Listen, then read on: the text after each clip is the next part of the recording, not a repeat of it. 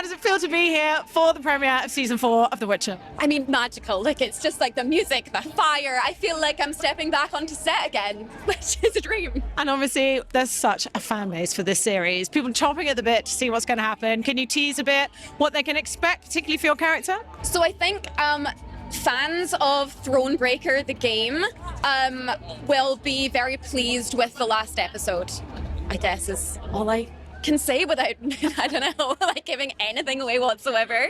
There's so much is crammed into this season. It's phenomenal. So I think every episode there will just be a million twists and turns. And I guess what's great about a show like this that has such longevity is you get to be with your character for longer. What have you enjoyed most about playing her, and particularly the journey she goes on? Oh, yes. I mean, coming back, so like she was very briefly introduced at the end of season 2. So then now getting to like come back and play her kind of like in a deeper sense in season 4 was a dream come true. And I think that the war with Nilfgaard is kind of at its peak at this point as well, and so you really see her come into her own, and she is bolshy, and that was very fun to play and very like not so glamorous as before, which is great fun.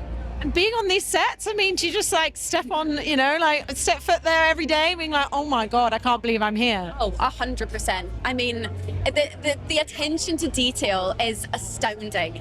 And so I just spend most of the time looking around being like, look at everything on this table that you might not even see. Like, it's incredible. You feel so unbelievably immersed, and I would spend every day on there if I could. Yeah.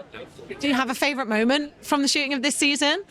Definitely. I mean, we shot a lot of my stuff for the last episode in Wales, and it was just an incredible time. We got super lucky with the weather, so we were just in like the stunning countryside of Wales filming these amazing scenes, and I just was pinching myself every day. Yeah. And of course, having Liam come on, take up the mantle of the White Wolf, what was that like? What did you think that maybe he brought new to the character, perhaps in terms of the humour and the emotion?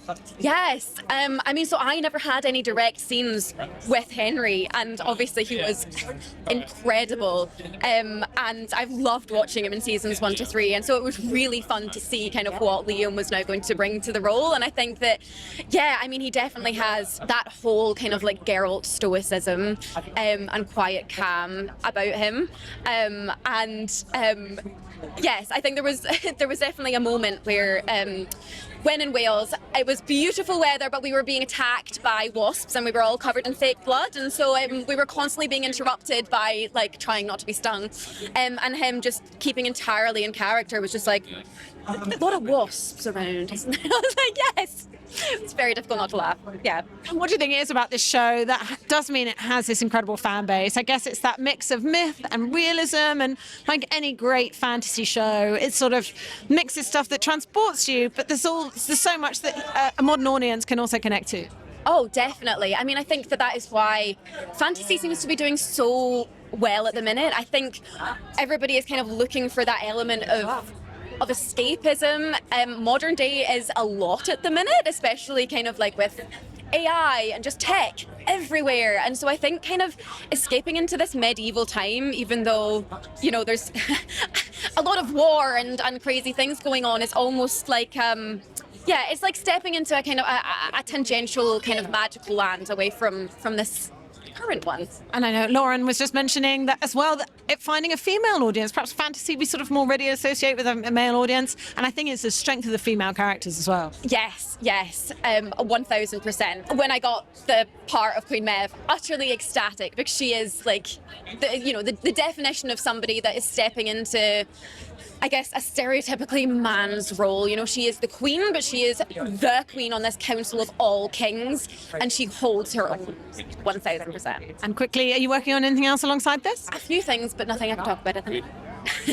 What's on your bucket list? What would you love to do? Who would you love to work with? Genre you'd like to try? No, I mean, honestly, if I could do fantasy for the rest of my life, I would. But also period drama. I think that's the other thing that's just massive at the minute as well. A bit of Jane Austen. But I've always loved it. That was me and my mum would just sit and watch kind of like the original Pride and Prejudice every Christmas. And so if I could do gorgeous period drama. More Pride and Prejudice than Bridgerton, you think? Bit of a purist, or? No, I love Bridgerton. I love it. I have binge watched everything. Yes. Let this be your call out. That's it. Yes. All right, thanks so much. So nice to chat to you. Really enjoyed tonight. Thank you. Cheers.